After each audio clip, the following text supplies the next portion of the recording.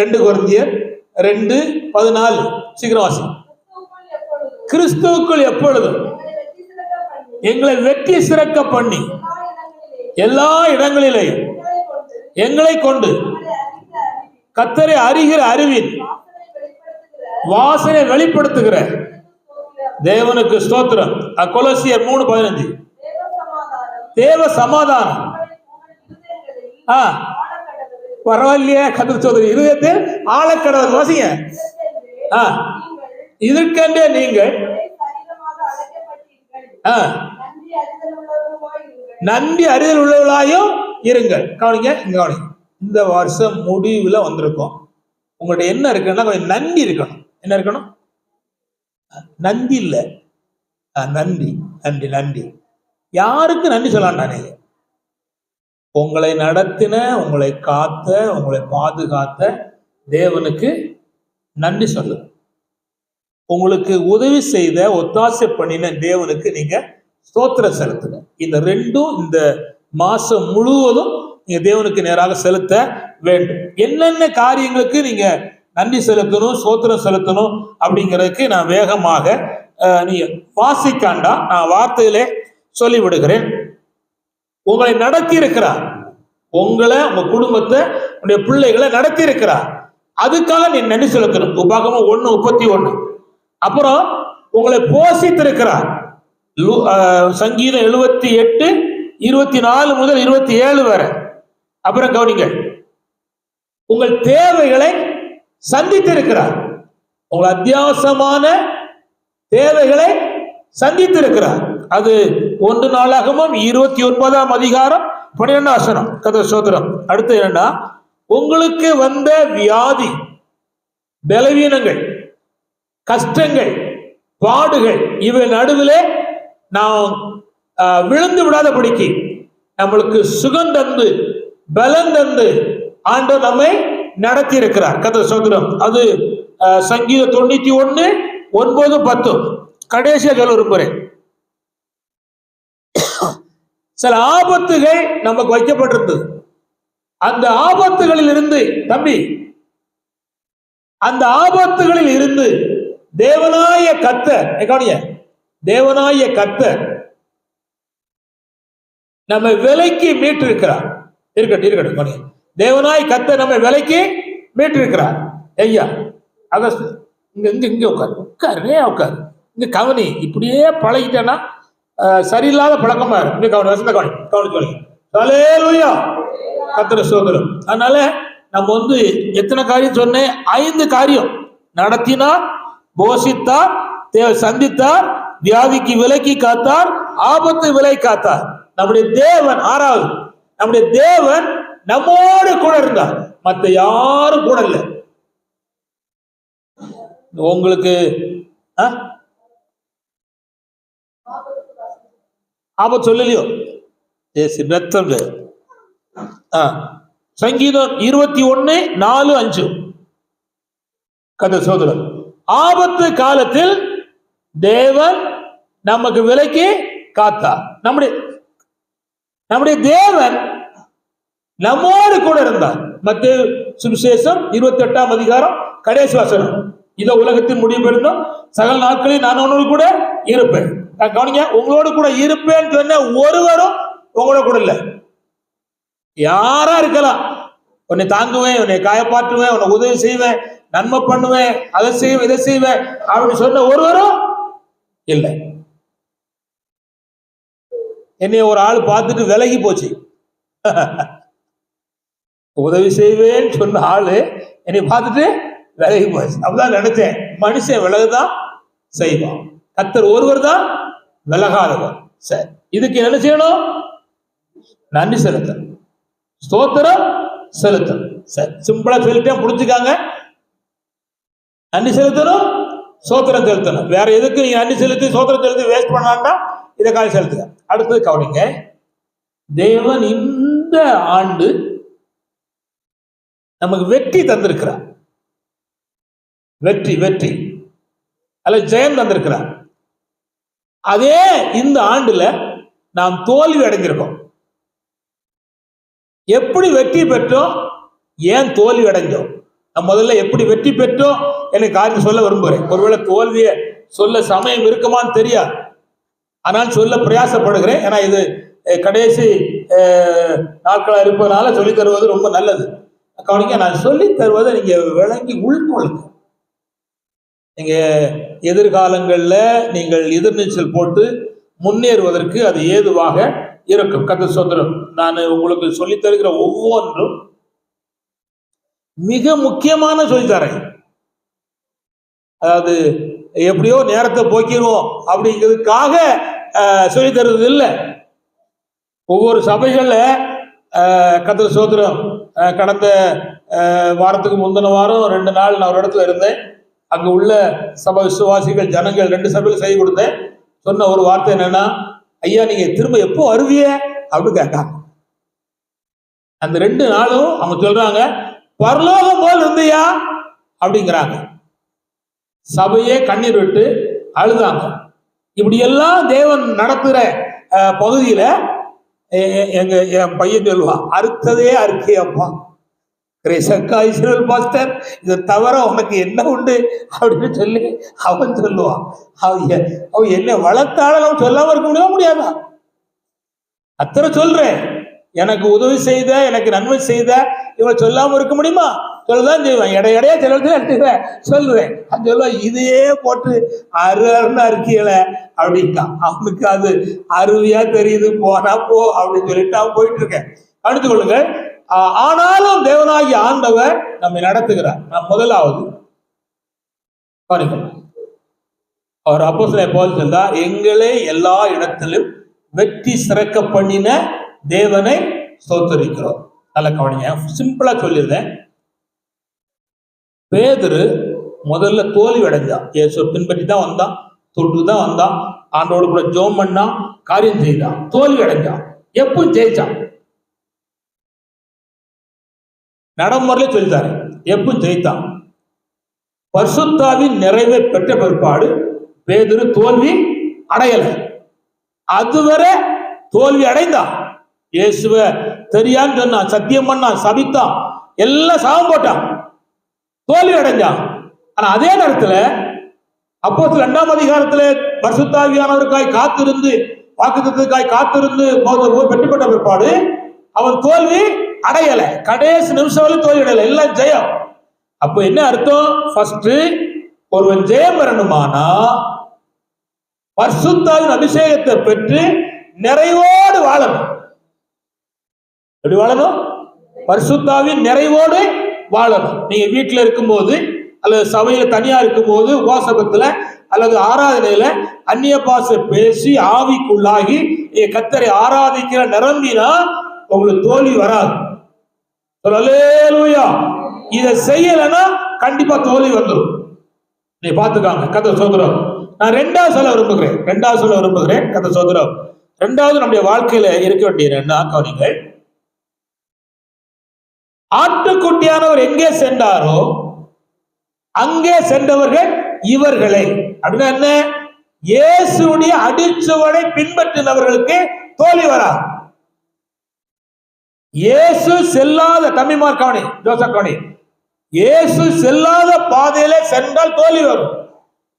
கர்த்தரா இயேசு சென்ற பாதையில ஒருத்தர் செல்வானால் அவனுக்கு தோல்வி வரவே வராது. கர்த்தர் ஸ்தோத்திரம். அப்படியானால் 2வது நாம் அறிந்து கொள்ள வேண்டியது, யாரு போகிற போக்கையும் போகக்கூடாது. நல்ல கவனிச்சாங்க. ஒரு நாளைக்கு ஒரு ஊழியக்காரன் இப்படி சொல்லுவான், இன்னொரு நாளைக்கு அதை மாத்தி சொல்லுவான், அல்ல இன்னொரு ஊழியக்காரன் இன்னொன்னு சொல்லுவான். அதை நம்ம பார்த்தா பரலோகம் முடியாது. நமக்கு தேவன் தந்த இந்த திருவசனம், இந்த வார்த்தைகள், கர்த்தருடைய சத்தியம், இதை சொல்லுகிற இதன்படி ஆண்டவரை மட்டும் பின்பற்றி போடும். ஆண்டவர் சொன்னார், என்னை பின்பற்றி வாருங்கள் சொன்னார். இப்ப நான் வந்திருக்க அனைவரும் இயேசுவை பின்பற்றுகிறோம். நான் இயேசுவை பின்பற்றுகிறேன், நீங்க வந்திருக்க அனைவரும் இயேசுவை பின்பற்றுகிறீர்கள். ஆதலால் உங்களுக்கு தோல்வியே வராது. அல்லேலூயா. ஆனா இதை விட்டுட்டு நல்ல கவனிச்சாங்க, ஜான் ஜெபராஜ், அப்புறம் என்ன சொல்லுது, அகஸ்டின் ஜெபக்குமார், வேற என்ன சொல்லுது, வேற யார சொல்ல, கர்த்தர் ஸ்தோத்திரம், இப்படி பெரிய பெரிய ஊழியக்காரங்க இருக்காங்க, மற்ற லோக்கல் ஊழியக்காரங்க கூட இல்லைங்களா? கர்த்தர் ஸ்தோத்திரம். இவங்களை பின்பற்றிய அவ்வளவுதான், தோல்வி தானா வந்துடும். அவங்கள்ட்ட கண்டிப்பா குற்றம் இருக்கும், குறைவு இருக்கும். ஒரு ஆள் என்னைய பார்க்க வந்திருக்காங்க. நான் நைட்டு ஃபுல்லா விழிப்பேன், பகல்ல தூங்குவேன். எப்ப பார்த்தாலும் பகல் தூங்கிட்டு இருக்காரு பாஸ்டர். சோறு போட்டு வளர்க்காரு, நான் தூங்காம விழிச்சிருக்கணும். புரியலே சொல்வது. அவர் பார்வைக்கு நான் பகல தூங்குறேன், ஆனா நான் நைட்டு பூரா விழித்திருக்கிறேன். எனக்கு ரெஸ்ட் வேணும். எங்க அண்ணாளுக்கே கொஞ்சம் கஷ்டமா தான் இருக்கும். என்னடா பகல் முழுவதும் இவர் தூங்குறாரு அப்படின்னு. எல்லா நேரம் தூங்குவது இல்லை, சில நேரம் தூங்குதான் செய்யறேன். கர்த்தர் ஸ்தோத்திரம். ஆனா என்னை பார்க்கிறவங்க என்ன நினைப்பாங்க? பகல் தூங்கி இருக்காரு, நைட்டு விழிச்சிருக்கிறது அது தெரியாது, பாவம். அதனால என்னை பார்த்து அவங்க இடறதுக்கு வாய்ப்பு இருக்கு, என்ன பார்த்து இடறதுக்கு வாய்ப்பு இருக்கு. கவனிங்க, பெந்தேகோஸ்து உள்ள பல்ல பார்த்து ரட்சிக்கப்பட்டான், வாயை பார்த்து கெட்டு போனான். அப்படின்னா என்ன அர்த்தம்னா, பல்லு வெள்ளையா இருக்கு அதனால ரட்சிக்கப்பட்டான். சாப்பாடை பார்த்தா ஆஹா இப்படிலாம் சாப்பிடுவாங்களா அப்படின்னு பின்மாற்றம் போயிட்டான். நம்ம யாரையும் பார்க்கணும்னா யாரை பார்க்கணும்?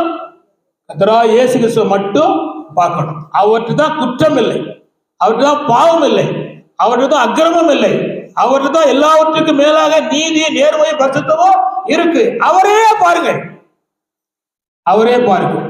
யாராவது ஒரு ஆள் ஆராணைக்கு வரல அப்படின்னு சொல்லியாச்சுன்னா, யாருக்கு சொன்னா அங்க இருக்க பாஸ்டர் பிடிக்கல, பாஸ்டர்மா பிடிக்கல, அவங்கள விசுவாசி பிடிக்கலன்னு சொன்னா அது பிடிக்காது. உனக்கு பிடிக்கவோ அவனை வச்சிருக்காவா? உனக்கு பிடிக்காது. உனக்கு பிடிக்க வேண்டியது யாரு? ஆண்டவரை பற்றி, ஆண்டவரை மட்டும் அவனை பிடிக்கணும். ஆண்டவரே பாருங்கன்னு சொல்லணும். அப்ப ரெண்டாவது நம்ம ஜெயம் பண்ணணும்னா என்ன வேணும்னா, அவனுடைய அடிச்சுவடை பின்பற்றணும். மற்ற யார அடிச்சுவடையும் பின்பற்றாங்க. நான் திரும்ப திரும்ப சொல்றேன், யாரையும் மாதிரியா நினைச்சீங்க வாழ்க்கையில கெட்டு போவீங்க. யாரையும் பார்க்காங்க, இயேசுவை மட்டும் பாருங்க. இயேசுவை பார்த்தா நீங்கள் வெற்றி பெறுவதற்கு வாய்ப்பு இருக்கு. அல்லேலூயா, அல்லேலூயா. கர்த்தர் ஸ்தோத்திரம். இரண்டாவது, மூணாவது கர்த்தர் ஸ்தோத்திரம். 1 தீமோத்தேயு 6:11. 1 தீமோத்தேயு 6:11 சீக்கிரம் வாசிங்க. 6:11 அதுதான் கரெக்ட் தான். நீயோ தேவனுடைய மனுஷனை கவனிங்க, இவைகளை விட்டு ஓடி, கவனிங்க கவனிங்க, இவைகளை விட்டு ஓடணும். கவனிங்க, வாசிமா, அடுத்த வாசியா. நீதியையும் தேவ பக்தியையும் விசுவாசத்தையும் நன்மையும் பொறுமையும் கவனிங்க கவனிங்க, இவைகளை விட்டு சத்தமா சொல்லுங்க, சத்தமா சொல்லுங்க, சத்தமா சொல்லுங்க, இவைகளை விட்டு ஓடு. ஆண்டவரை தேடுவதற்கு எது தடையா வருவதோ அதை விட்டு ஓடு. மாமனா மச்சானா கணவனா மனைவியா சொந்தமா பந்தமா இனமா குடும்பமா யாருனாலும் தெரியுதான், விட்டு ஓடு. இவைகளை விட்டு, அதுக்கு மேல நிறைய காரியம் இருக்கு, விட வேண்டிய நிறைய இருக்கு. இவைகளை விட்டு ஓடு. ஓடிட்டு சும்மா இருக்காத, நல்லா கவனிச்சாங்க. ஓடிட்டு சும்மா இருக்காத, அடையும்படி நாடு. அப்ப யார் ஜெயிப்பா? பொல்லாத காரியங்களை, பொல்லாத செய்கைகளை, பாவங்களை, இச்சைகளை, அக்கிரமங்களை, பொல்லாத காரியங்களை விட்டு ஓடிட்டு நல்ல காரியங்களை அடையும்படி நாடுகிறவன் ஜெயிப்பான்.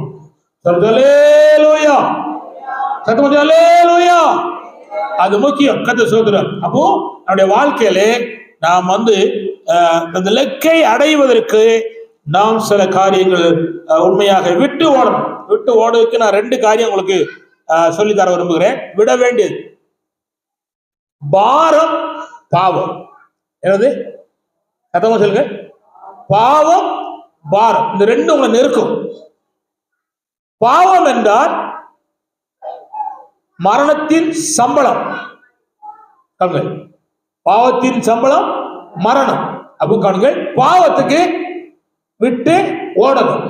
பாரம் பையனை குறித்து, மகளை குறித்து, பேரனை குறித்து, பேத்தியை குறித்து, மருமகளை குறித்து, மாமனாரை குறித்து, குடும்பத்தை குறித்து, நம்மை குறித்து குறித்த பாரம் வரும்.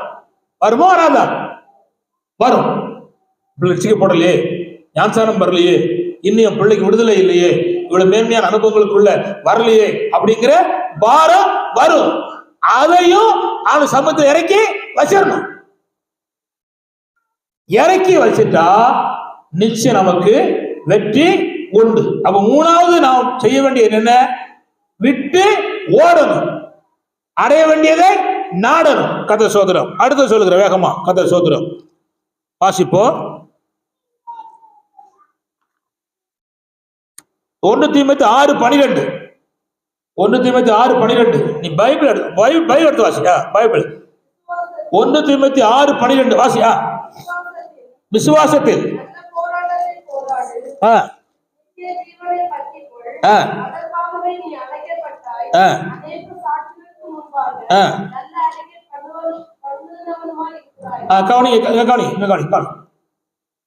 நாலாவது என்னன்னா போராடணும்.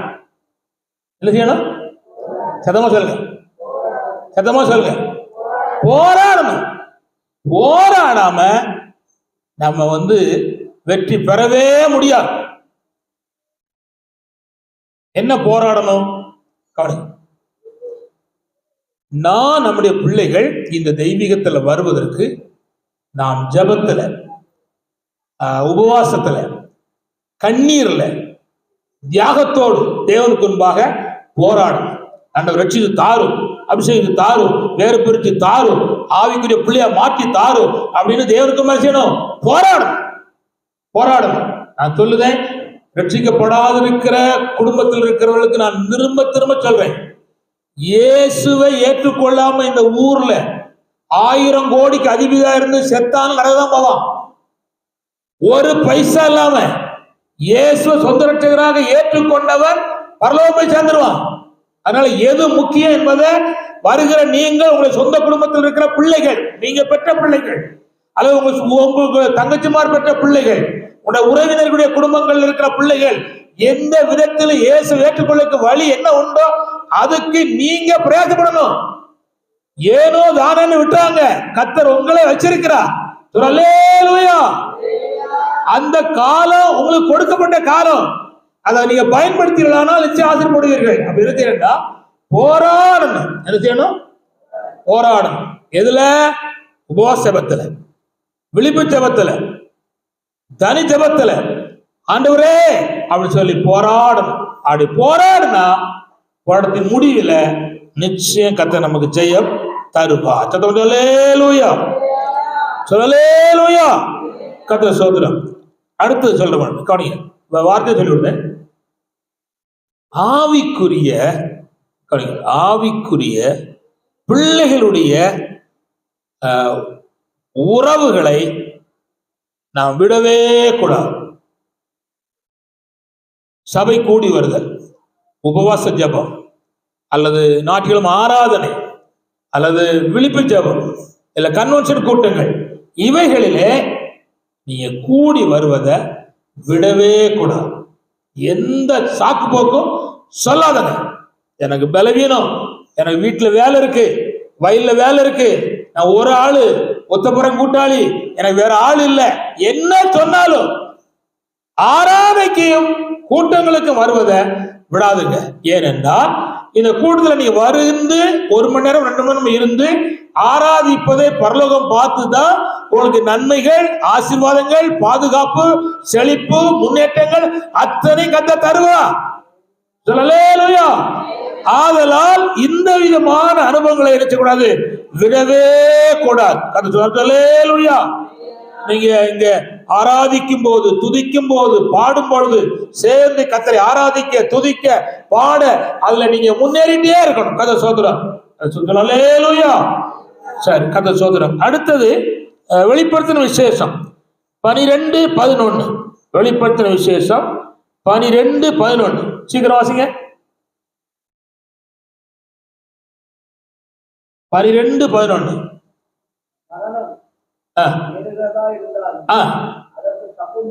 அதற்கு தப்பும்படி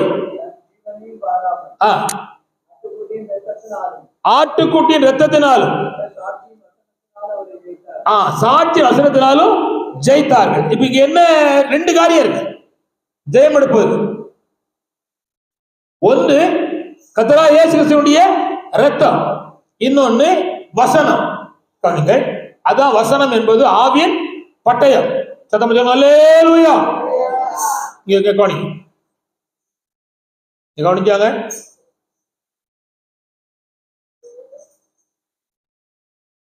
ஆயுதத்துல ரெண்டு ஆயுதம் இருக்கு. ஆயுதத்துல ரெண்டு ஆயுதம் இருக்கு. சொல்லி தரத கவனிச்சுக்காங்க. ரெண்டு ஆயுதம் இருக்கு. ஆயுதம் எத்தனை ஆயுதம் மட்டுமா? ரெண்டு ஆயுதம் இருக்கு. ஒன்னு தற்காப்பு ஆயுதம், அதான் குங்ஃபு, தற்காப்பு கலை. அந்த கராத்தே படிச்சாங்கல்ல, அது என்ன ஆயுதம்?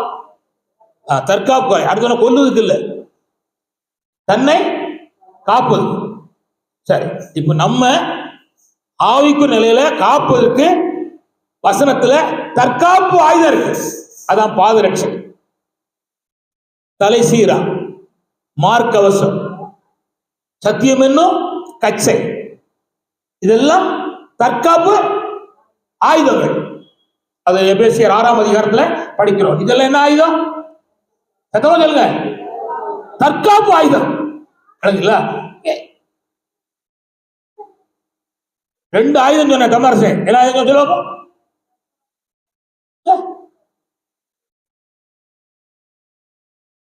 தற்காப்பு ஆயுதம், அதான் தலை சீரா, பாதரட்சை, இடைக்கச்சை, மார்பகம், இதெல்லாம் தற்காப்பு ஆயுதம். இத ஆவிக்குரிய வட்டாரத்தை போட்டு நின்னாதான் எதிரி நம்ம தாக்க மாட்டான். ஆனா இப்போ இத போடாம வச்சிட்டு இருக்காங்க நிறைய பேர். ஆனா எதிரி சீக்கிரமா தாக்கிடுதான். சரி, அடுத்த கவனிங்க. நம்ம போட்டு நின்னாலும் நமக்கு வெட்டி வராது. போட்டு நின்றுட்டே வெட்டி வராது. அடுத்து நம்ம கிட்ட என்ன இருக்குன்னா தாக்கும் ஆயுதம் இருக்கு. என்ன இருக்கு? தாக்கு ஆயுதம். அது கவனிங்க, அது பட்டயம். என்னது? பட்டயம். அதான் வசனம். அல்லேலூயா. இயேசு கிறிஸ்து மத்திய சுவிசேஷம் 4ஆம் அதிகாரத்துல வாசிக்காண்டா, சாசு வந்தா 40 நாள் பாசிமுறை முடிச்சு வந்த உடனே வரவேற்க யாரு வந்தா? இதா வந்தாரு. ஆவியானவர் வந்தாரா? நோ, சாசு வந்தா. ஜபம் பண்ணுறவன முதல்ல கை கொடுக்க வர்றது யாரு வருவா? சாசா வருவா. நல்லா ஜபம் பண்றீங்களா? வருவா வருவா. ஜபம் பண்றியா? வா. ஆனா வருவா. அந்த வந்து சண்டையை மூட்டி விட்டு போயிருவான். ஜபம் முடிச்சுட்டு சண்டை போட்டுட்டு ஐயோ போற போங்க பார்த்தா பாருங்க பயங்கரமா இருக்கும். உபவாசம் முடிச்சுட்டு நாங்க வருவோம். இப்பவும் இல்ல, வாலிபத்துல நான் எவனேசர் அண்ணன், இரமியா அண்ணன், தங்கராஜ் அத்தான், ராஜன், மணி அரசு, இப்படி நாங்க எல்லாம் முடிச்சு வருவோம். அந்த முருகன் கடைக்கு வந்தவொடனே சண்டை போட்டுருவோம். சொல்ல புரியுதா? ஒருத்தருக்கு ஒருத்தர் சண்டை வந்துடும். இவ்வளவு தூரம் என்ன ஜபம், அந்நிய பாஷை என்ன, ஆவிக்குரிய வியாக்கியானம் என்ன, என்ன சண்டை அப்படிங்கிற மாதிரி வந்துடும். சாசு ஜோம் பண்ணி சந்தோஷமா போக விட மாட்டான். அப்புறம் புரிஞ்சுக்கிட்டோம், இனிமேல் ஜெபம் பண்ணி முடிச்ச உடனே ஒவ்வொருத்தரா வீட்டுக்கு வரணும். கூட்டமா போற போக்கு இருக்கவே கூடாது அப்படின்னு சொல்லி கிரேசகா ரொம்ப கவனமா கவனிச்சாங்க. டேனியல் போகவே உட்காந்துக்கா, முருகனில் போய் வடை சாப்பிடுவீங்க, பிரச்சனை ஆயிரும், அவ்வளவுதான் சொல்லி ஒன்னொன்னா அனுப்புவோம். ஒன்னொன்னா போயிடும். அப்புறம் நாங்க புரிஞ்சுக்கிட்டோம், விவரம் தெரிஞ்சுட்டோம். அப்புறம் எங்களுக்கு சண்டை கிடையாது, ஒன்றும் கிடையாது. சாசு என்னன்னா கூடி ஜெபம் பண்ண அடுத்த நிமிஷத்துல சண்டை போட வழிய ஒண்ணு பண்ணிடுவோம். அப்ப நான் புரிஞ்சுக்கணும். கவனிங்கள், தற்காப்பு ஆயுதம், தாக்கும் ஆயுதம். ஒண்ணு நம்ம கையில என்ன இருக்குன்னா, கவனிங்க, தாக்கும் ஆயுதத்துல வசனம் இருக்கு. இது கண்ணை விட்டு கண்ணமாயும். உங்களுக்கு புரியுதா? இவ இங்க இருக்கு. கவனிங்க, இங்க இருக்கிற ஆளுக்கு அமெரிக்கால ஒரு ஆள் சோமலன்னா நீங்க வசனம் சொல்லி ஜோமன் அடுத்த நிமிஷம் அடுத்த கண்டத்தில் இருக்கிற அந்த மனுஷிக்கோ மனுஷனுக்கோ சுகத்தை அது அனுப்பும். அல்லேலூயா. என் வசனத்தை அனுப்பி நான் நிச்சயவேன் குணமாக்க சொன்ன அந்த வார்த்தை செய்கிறோம் போயிடும். அப்போ கையில இருக்கிற அந்த தாக்கு ஆயுதம் எவ்வளவு பெரிய முக்கியம் பார்த்துக்காங்க. அல்லேலூயா. காலம் சென்று போனேன், அதாவது ராமேஸ்வரத்துல இருந்த பாஸ்டர் பவுலோஸ், அவரை பிடிச்சி ஒரு புளிய மரத்துல கட்டி வச்சு தோலை உரிக்க போயிருக்கான் ஒருத்தவங்க 2-3 பேர். அப்போ அவரு மனைவிக்கு ஆண்டவர் வெளிப்பட்டு உன் புருஷனை இப்ப தோல் உரிக்க போறானோ ஜோமண்ணு அப்படின்னு. உடனே அந்த அம்மா முழங்கால் போட்டு அழுது, ஆண்டவரே நீர்தானே எங்களை கேரளாவில இருந்து இந்த இடத்த ஊழித்து கொண்டு வந்து என்னுடைய புருஷனை பாதுகாக்கணும், ஆண்டவரே உங்க வசனம் காக்கணும், நீ கைவிட்ட கூடாது, என்ன குற்ற குறைகள் இருந்தாலும் மன்னியும் அவளை அழுது போராடி ஜோமன். அடுத்த நிமிஷத்துல தேவன் வார்த்தையை செய்தார், அனுப்பிட்டார். இவனை தோல் உரிக்கிறதுக்குள்ள அவர் கட்டியிருந்த அந்த வேப்ப மரம் அடுத்த நிமிஷம் பட்டு போச்சு. ஒரு செகண்ட்ல பட்டு போச்சு. பட்டு போட்டு பார்த்த உடனே இந்த 3 பேரும் கையில வச்சிருந்த கத்தி அருவா போட்டு ஓடிட்டான், செத்தியா போன்னு சொல்லி. பாருங்க அந்த வசனமானது எவ்வளவு வேகமா எவ்வளவு விறுவிறுப்பா. நான் என்ன சொன்னேன், நானு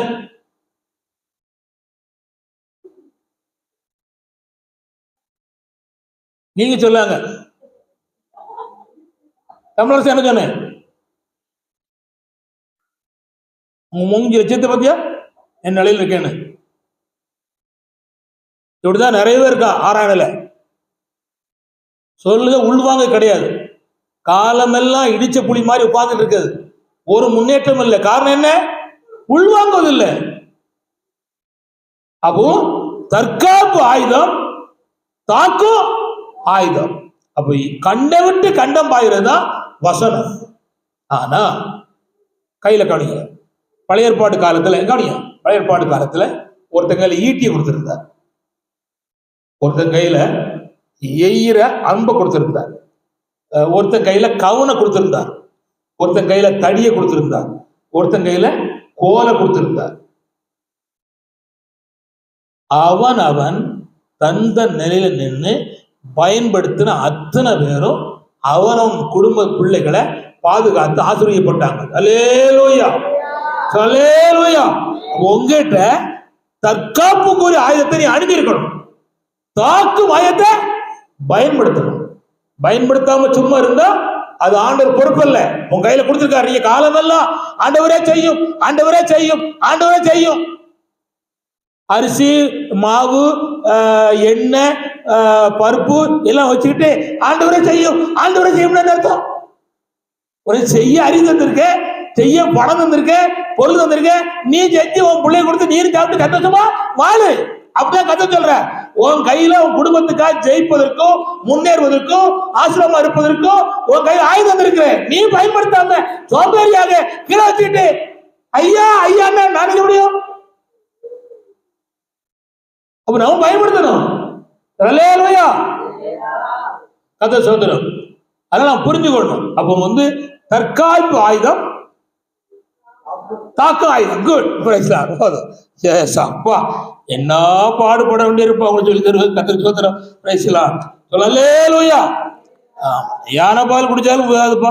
கத்திர சோதரம் ஆண்டவருக்கு மகிமை உண்டாகும். கத்திர சோதரம் அல்லேலூயா. சரி, அடுத்தது காணி. ஒண்ணு சொல்லி தரேன், கவனிச்சாங்க. வேகமா சொல்லிடு, கவனி. இன்னும் ஒரு படி மட்டும் சொல்லி தரேன், கவனிங்க.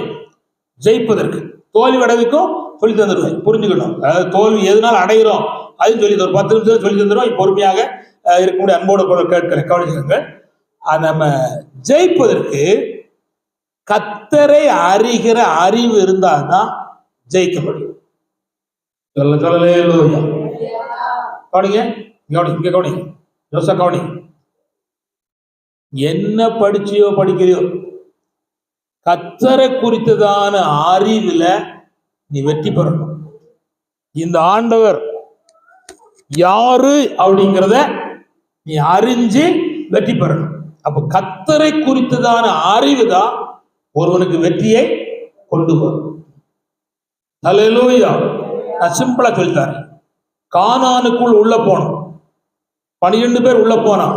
10 பேர் சொன்னா அங்க போக முடியாது, பெரிய ஆட்கள் இருக்கான், நம்மளை கொன்னுருவான்னு சொன்னான். 2 பேர் சொன்னா கர்த்தர் நம்ம பிரியமா இருந்தா அவர் நம்ம கொண்டு போவார். அவ கர்த்தரை குறித்து அறிஞ்சிருக்கான். அவன் காலேபும் யோசேப்பும் அவர் நமக்கு தேர்ந்தருவா. அவர் தானே கொண்டு போன்னு சொன்னாரு, அவர் தருவார், கொண்டு போவார். அப்ப கர்த்தரை குறித்த அறிவு. சரி, இப்ப கவனிங்க. சவுல் சொல்லுகிறான், கோலியாத்து மோசமான ஆள், ஏற்கனவே யுத்த புருஷன், அவன் திறமசாலி, நீ சின்ன பையன், நீ ஆடு மேய்ச்சவன், உனக்கு யுத்தத்துல பழக்கம் கிடையாது, நீ போனா தோத்து போவ. அவன் சொல்லுவான், இந்த பாரு, நீ தோக்கலாம், உன் கூட இருக்க ஆட்கள் தோத்து போகலாம், ஆனா நான் தோக்க மாட்டேன். ஏன்னா என்ன ஆண்டவர் ஒரு அனுமதி நடத்திருக்கார். ஒரு நாள் சிங்கம், ஒரு நாள் கரடி வந்துச்சு, ஆண்டவர் சொன்னார், அடி புடி கொல்லு அப்படின்னார். அடிச்சேன், புடிச்சேன், கொன்னுட்டேன். அந்த சிங்கத்துக்கும் கரடியும் போலதான் இவனும் இருப்பான், அதனால நான் போய் ஜெயிப்பேன் அப்படின்னா. அப்போ தாவீது கர்த்தரை குறித்த அறிவு அவனுக்கு இருந்தனால கோலியாத்தை ஜெயித்தான். அல்லேலூயா. இப்ப கவனிங்க, உங்களுக்கு சின்ன பிரச்சனை, சின்ன போராட்டம், சமரசம் உட்காரு, போராட்டம் கவனிங்க, அல்ல கஷ்டம், கடன் நெருக்கடி, அவசரப்படி கடன் வாங்கி தான் செய்யாங்க இருக்கு. எப்படி தீர்க்கணும்? ஜெபம் பண்ணி, கடன் வாங்க மாட்டாய், கடன் கொடுப்பான்னு சொல்லியிருக்கிறேன், என்னை ஆசீர்வதியும், கடன் கொடுக்கத்தக்கதா எனக்கு உதவி செய்யும் அப்படின்னு சொல்லி ஜெபம் பண்ணி பண்ணி பண்ணும்போது ஏதோ ஒரு வகையில கர்த்தர் சூழ்நிலையை உருவாக்கி தருவார். அல்லேலூயா. அப்ப கர்த்தரை நோக்கி பார்த்தா வெட்கப்பட்டு போவது இல்லை, எங்க அறிவு நமக்கு இருக்கு. அப்ப கர்த்தரை அறிவதனாலே நாம் வெற்றியை பெறுகிறோம். அல்லேலூயா.